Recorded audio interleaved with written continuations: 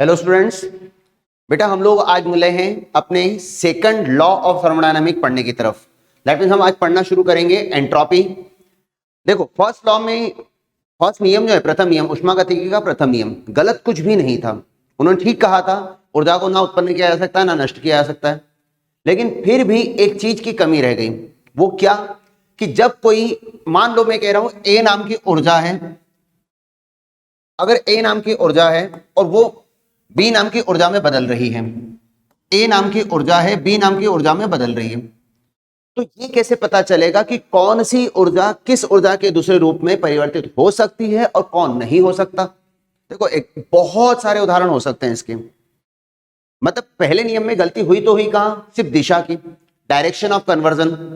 कौन सी ऊर्जा किस ऊर्जा में परिवर्तित हो सकती है और किसे परिवर्तित करने में सीधे सीधे परिवर्तन नहीं होगा। मतलब सारा मुद्दा सिर्फ और सिर्फ दो शब्दों को लेकर अटक गया। कौन सा? पहला शब्द था स्पॉन्टेनियस। स्पॉन्टेनियस का मतलब हुआ स्वतः अभिक्रिया, है ना। और दूसरा शब्द हुआ कौन? Non spontaneous. नॉन स्पॉन्टेनियस मतलब क्या? अस्वतः अभिक्रिया। केवल और केवल दिशा, डायरेक्शन की कमी रह गई। ऊर्जा का, ऊष्मा का एक रूप से दूसरे रूप में जाना तो होता है, लेकिन कब होता है, उसकी दिशा क्या होगी, कौन सी क्रिया स्वतः होगी, कौन सी क्रिया अस्वतः होगी, स्पॉन्टेनियस नॉन स्पॉन्टेनियस, वो नहीं बता पाया।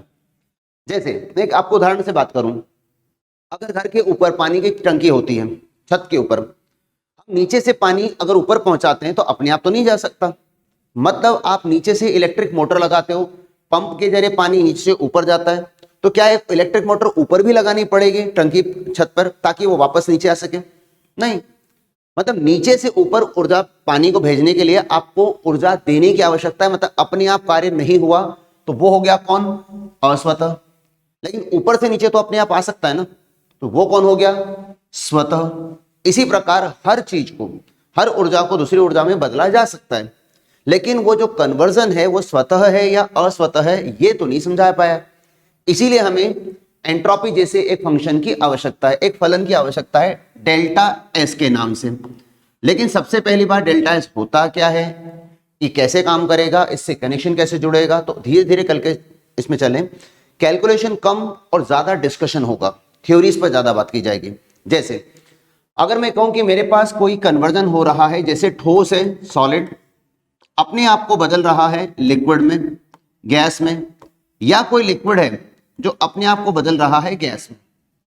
सॉलिड से लिक्विड, लिक्विड से गैस, ठोस से द्रव और द्रव से गैस। तो ये प्रक्रिया क्या दिखाती है? ठोस के कण काफी करीब करीब होते हैं, द्रव के थोड़े दूर दूर होते हैं, गैस के बहुत दूर दूर होते हैं। तो इसका मतलब ये हुआ कि आप इनमें सबसे ज्यादा एक शब्द पर ध्यान दो, तो वो है रैंडमनेस। रैंडमनेस मतलब क्या? अव्यवस्था, है ना। तो कौन है जो अव्यवस्थित दिख रहा है, कौन है जो अव्यवस्था दिखा रहा है? अव्यवस्थित, है ना। किसमें अव्यवस्था ज्यादा है? ठोस के कणों में अव्यवस्था सबसे कम, काफी करीब करीब पास पास प्रॉपर अरेंज है। द्रव में थोड़े कण दूर दूर खिसक जाएंगे, अव्यवस्था, रैंडमनेस बढ़ जाएगी। गैस और ज्यादा रैंडमनेस, उसका इससे क्या लेना देना? देखो सीधी सी बात है कि जब कोई चीज बनाई जाती है, कोई भी एक्सवाइजेड वस्तु को जब बनाया जाता है तो बनाने में ऊर्जा की आवश्यकता लगती है। उन्हें एक साथ बनाकर रखना, उन्हें पास पास रखना, व्यवस्थित रखने में ऊर्जा की आवश्यकता होती है। मतलब वो काम अपने आप नहीं होगा, लेकिन अव्यवस्था तो अपने आप फैल जाती है। जैसे एक बिल्डिंग बना के खड़ा किया गया और उस बिल्डिंग को बनाने में ऊर्जा की आवश्यकता लगती है, आपको काफी मेंटेनेंस करना पड़ता है, काफी ध्यान देना पड़ता है। एक बिल्डिंग बना दिया, कंस्ट्रक्शन कर दिया, लेकिन उसका हम केयर ही नहीं कर रहे, तो अपने आप सिर्फ क्या होगा? डिसोसिएशन, विखंडन होगा। तो अपने आप होने वाला काम डिसोसिएशन को दिखाता है, विखंडन को दिखाता है ना। तो ऐसा हर काम जो अपने आप चल रहा हो, जिसे स्वतः कहने की कोशिश की जा रही है, उस काम में विखंडन होता है, रैंडमनेस होती है, अव्यवस्था बढ़ती जाती है। तो हर कार्य अपने आप में अव्यवस्था फैलाता है जब अपने आप चलता है। कहने के लिए हर natural process, all natural process, हर प्राकृतिक प्रक्रिया, जितनी भी प्राकृतिक चल रही है, जिन्हें हम नहीं चला रहे, तो सोचने की कोशिश करो, हर प्राकृतिक प्रक्रिया जो अपने आप चल रही हैं उनमें अव्यवस्था बढ़ती जाती है, अपने आप से टूटेगा, बनेगा नहीं। एक प्लांट है, आपको ये लगेगा सर तो प्राकृतिक प्रक्रिया है, नहीं भाई, जरा सोचो जरा, एक प्लांट को बड़ा होने में, ग्रो करने में, उसको जमीन से, मिट्टी से उसको उर्वरक चाहिए, ऊपर से सनलाइट चाहिए, पानी चाहिए, ये सारी ऊर्जाएं उसको मिल रही हैं। अगर ये सारी ऊर्जाएं ना मिले तो अपने आप क्या होगा, टूटना, बिखरना। तो हर प्राकृतिक अभिक्रिया जो है वो कौन सी होती है, स्वतः क्रिया होती है। हर प्राकृतिक अभिक्रिया में रैंडमनेस बढ़ती चली जाती है।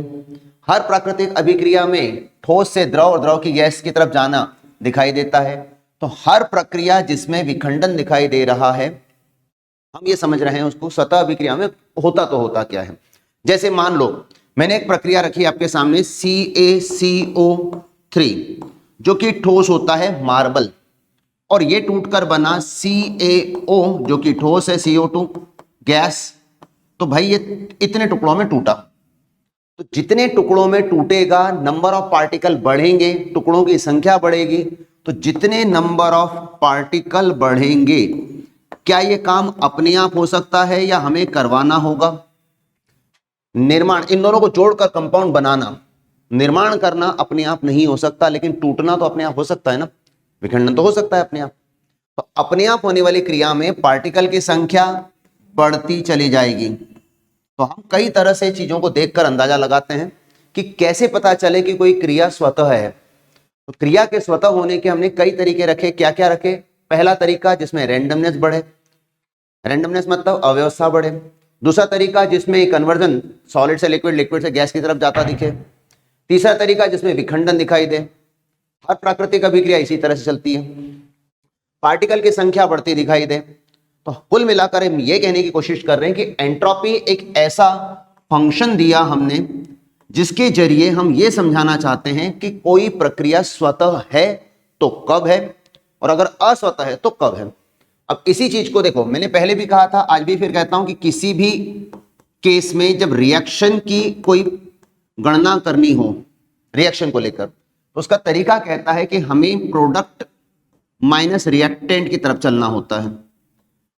थर्मोकेमिस्ट्री में भी ये बात बोलता था कि जैसे एंथैल्पी निकालना है, आंतरिक ऊर्जा निकालना है, गिब्स फ्री एनर्जी निकालनी है, एंट्रोपी निकालनी है, तो एक ही फॉर्मूला चलता है, प्रोडक्ट माइनस रिएक्टेंट, उत्पाद माइनस अभिकारक। केवल मैंने बंद ऊर्जा के वक्त बॉन्ड एनर्जी में लिखवाया था रिएक्टेंट माइनस प्रोडक्ट, बाकी सभी केसेस में इसी तरह लिखवाया।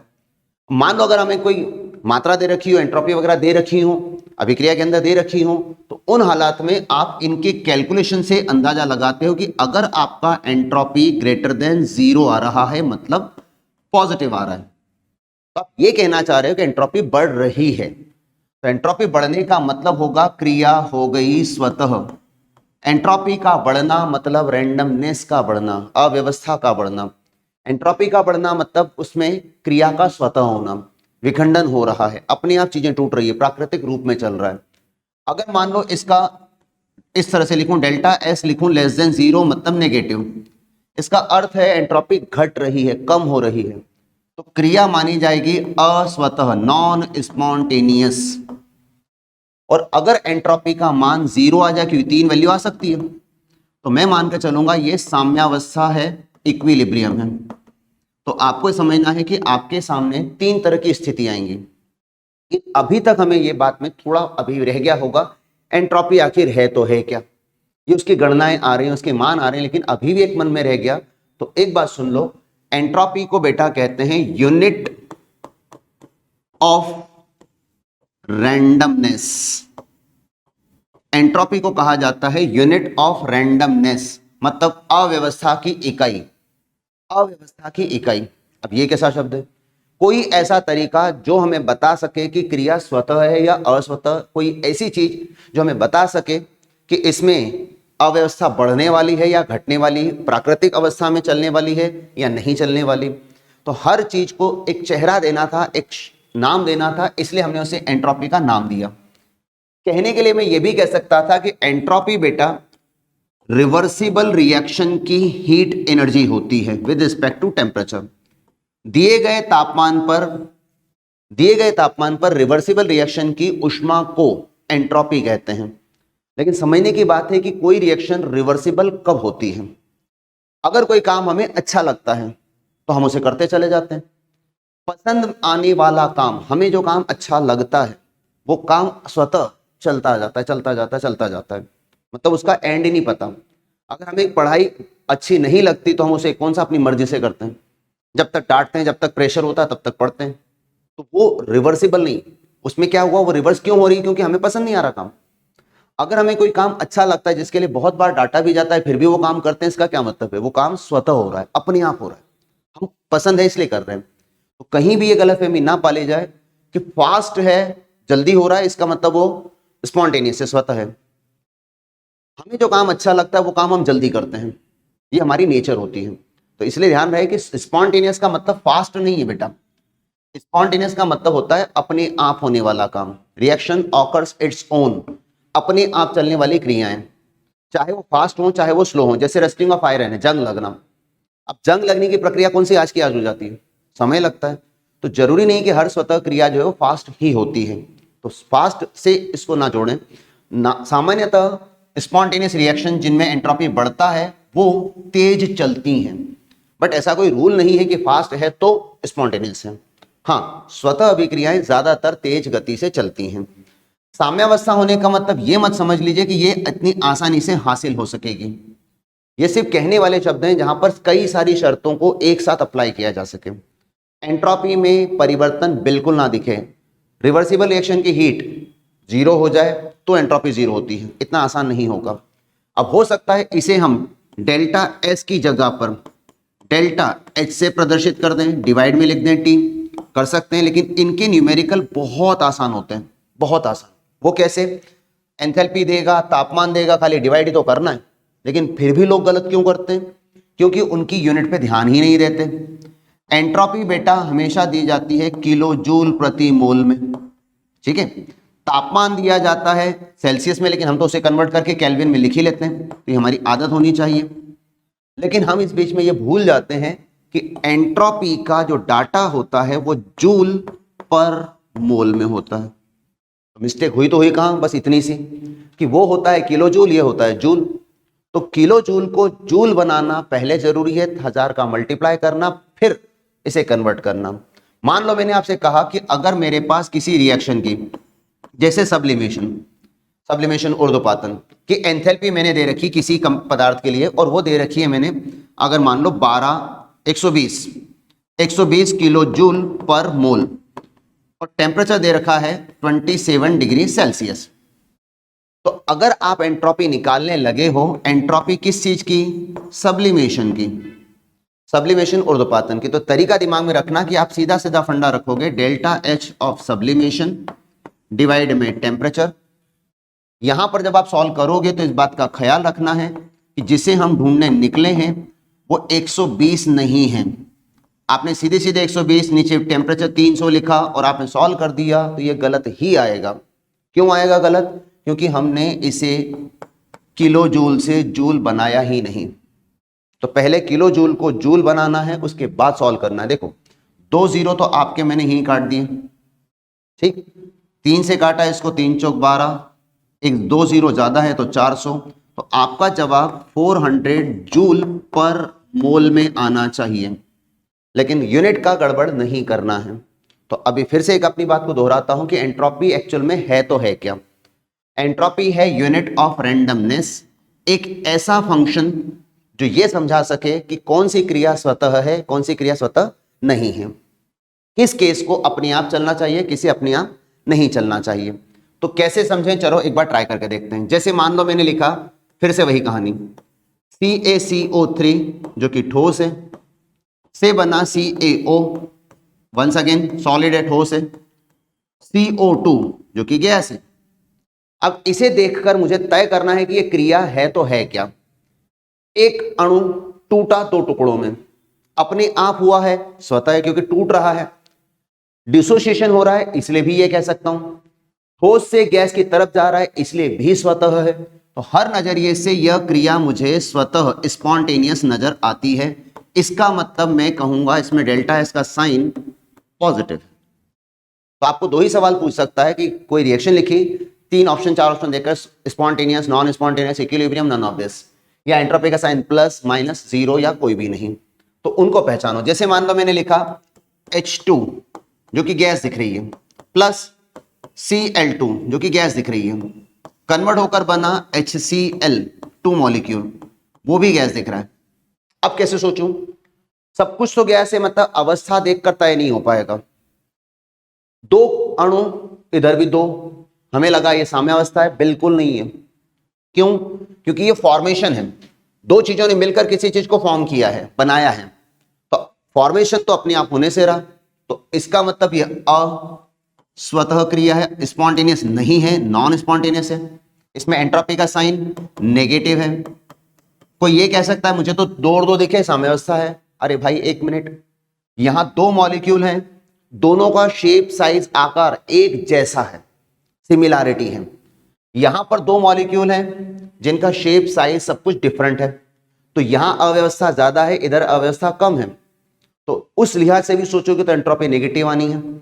आप ऐसे जाने कितने तरीके ढूंढ सकते हो। जैसे H2 है, गैस है, मैंने नीचे लिखा 180 m का प्रेशर, 273 केल्विन तापमान, इसे बदल दिया H2 नाम की गैस में, प्रेशर रखा 380 m, टेम्परेचर रखा 273 केल्विन। अब सवाल यह है कि क्या देख के तय करूं? ये एक अणु है, ये एक अणु है, ये भी गैस है, वो भी गैस है, टेम्परेचर दोनों का सेम है, लेकिन फर्क कहां है? प्रेशर में। प्रेशर 180 m, प्रेशर 380 m का मतलब हुआ कि दाब बढ़ा रहे हो। अगर प्रेशर बढ़ेगा तो ऑब्वियसली मॉलिक्यूल पास आएंगे, कण पास आएंगे। पास आना मतलब अपने आप तो हुआ नहीं, तो इसका मतलब वंस अगेन क्या है? ये अस्वतः क्रिया है, दैट मींस इसका एंट्रोपी नेगेटिव आएगा। अगर मान लो किसी ने लिखा है Cl2 जो कि गैस है, और ये Cl2 2Cl गैस एटम में बदली, तो प्रावस्था तो गैस की गैस ही है ना, लेकिन मॉलिक्यूल था एटम में बदला, अणु था टूटा, ब्रेक हुआ, परमाणु में गया, अपने आप हुआ क्या? ब्रेकिंग तो होती है, स्वतः क्रिया में होती है। तो ब्रेक करना मतलब टूटना, टूटना मतलब विखंडन, विखंडन मतलब अव्यवस्था बढ़ना, रैंडमनेस बढ़ना, रैंडमनेस बढ़ना मतलब एंट्रोपी का बढ़ना, एंट्रोपी पॉजिटिव है। तो इस तरह से आपको सवाल पूछे जा सकते हैं। हो सकता है 4 ABCD रिएक्शन दे दें, कंडीशन लगाकर बात करें, हम हर तरह से इन्हें पहचानने की कोशिश करेंगे, लेकिन फिर भी कहता हूं कि कभी कभी ये बात पूरा निर्णय करने नहीं देती। क्यों? वजह क्या है कि हमने आज तक टोटल एंट्रोपी पे काम ही नहीं किया। अच्छा है क्या टोटल एंट्रोपी? बताता हूं। चैप्टर की शुरुआत में बताया गया था कि बेटा हर प्रक्रिया के 2 हिस्से होते हैं, एक होता है सिस्टम, दूसरा होता है सराउंडिंग। एक होता है निकाय और एक होता है परिवेश। हम आज तक सिर्फ सिस्टम के ऊपर काम करते आए हैं, सिस्टम दैट मीन्स निकाय। तो परिवर्तन परिवेश में क्या हो रहा है इस पर तो कभी ध्यान दिया ही नहीं ना। तो इसलिए कभी कभार एंट्रोपी से लिए गए निर्णय में हमें थोड़ी तकलीफ होती है। तो ये बात ध्यान रखिएगा कि एंट्रोपी की जगह पर अगर डेल्टा G से निर्णय लेने का मौका मिले तो वो ज्यादा बेहतर ऑप्शन होगा। मैं आपको अपने अगले वीडियो में इसी के बारे में समझाऊंगा कि एंट्रोपी से बेहतर जवाब ये डेल्टा G में कैसे मिल सकता है। ठीक है, थैंक यू।